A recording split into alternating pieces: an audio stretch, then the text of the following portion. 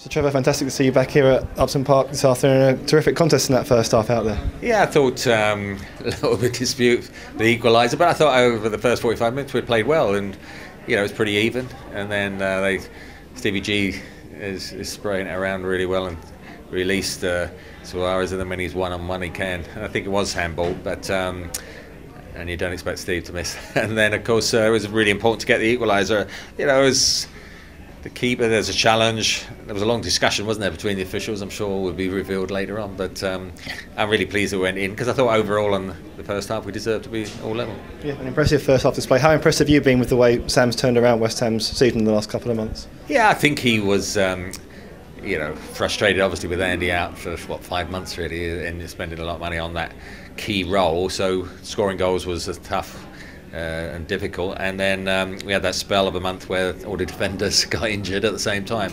So to bounce back from that and have some good away wins, the likes of Cardiff and Villa really, were ones that started us rolling. And he came back for the Swansea game when I thought he played well, and Kevin got a couple of goals, and then he got suspended. You thought those 3 games we were going to struggle, but in fact we got maximum points then, and suddenly I think going into today's game 37 points was probably going to be enough, and so it was an opportunity for the players to relax a bit.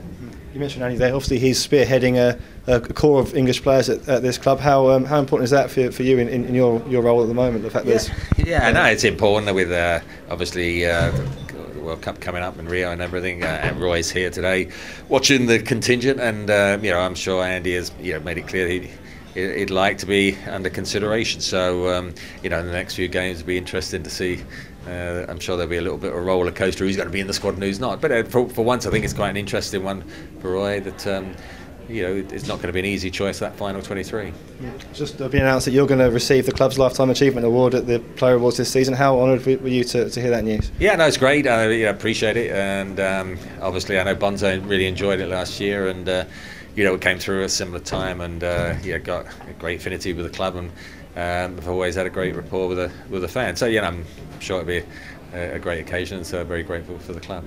Yeah, of course you were Hammer of the Year on multiple occasions, so you know how this club likes to honour its heroes. Yeah, I think being a fan as well when I was a youngster and then joining the club, it's always special if you get those awards, and we had some good seasons, and obviously 2 FA Cups stand out, and to a certain extent I've always had that strong link, and obviously it was great when the stand was named after us, when you link it with Bobby as well, who obviously sadly went too early for all of us really, and there's always that strong feeling and link over the years, and so I've seen most of the home games now, and so it'll be great now that we know we're safe again, and looking forward, I'm sure, in the next couple of years to go into Stratford.